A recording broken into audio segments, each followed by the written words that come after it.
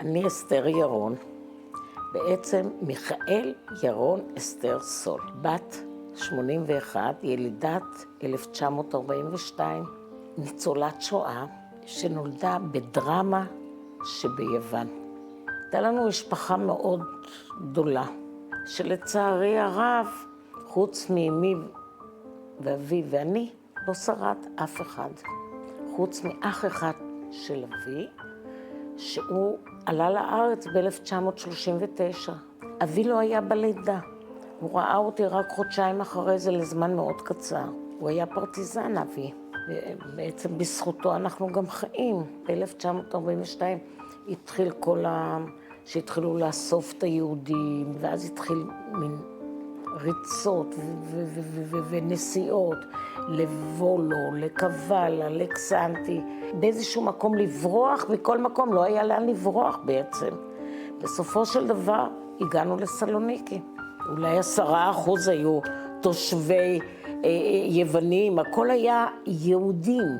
אומרים שבשבתות, בשישי ושבת הנמל היה סגור. התעללו ביהודים ועשו להם דברים נוראים, אבל בסופו של דבר מגיעים כמעט לסוף, לגטאות. ואנחנו היינו בגטו הברון הירש.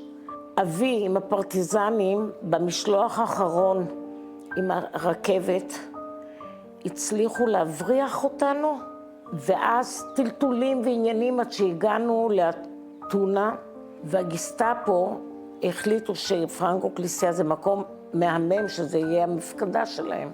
ואז הם באו עם כל הגסטאפו, ואמא שלי חשבה שהולכת למות מזה.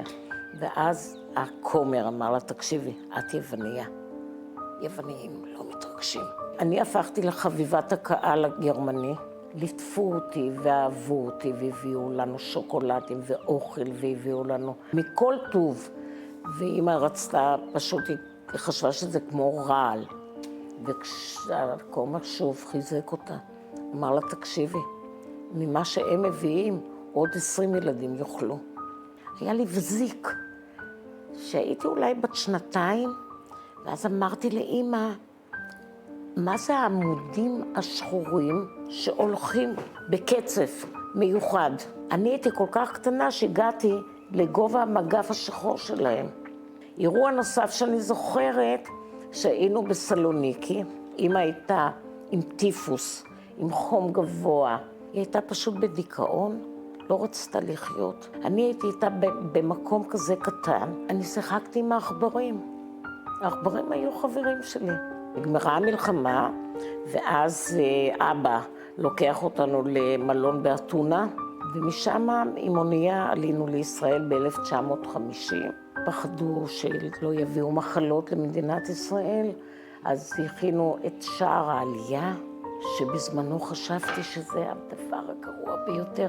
זה באים מאירופה אנשים שהיו במחנות והיו בגטאות, ופתאום להכניס אותם לדבר כזה, זה היה דבר בלתי נסלח כאילו. ואני יכולה להעביר מסר לאנשים אחרים שבאו מארצות אחרות. כולנו עברנו סבל. אי אפשר לזכור את זה. הגענו למדינה מהממת, ארץ זבת חלב ודבש. ניסיתי בשנת 62. נולדו לי 2 בנים, יורם ירון, ויש לי בן אחר, יובל ירון, שזכיתי לנכד ממנו, שהיום הוא משרת בצה"ל, וצה"ל היו כאלה טובים ונחמדים, נתנו לו אפשרות להתלוות אליי למצעד החיים בסלוניקי.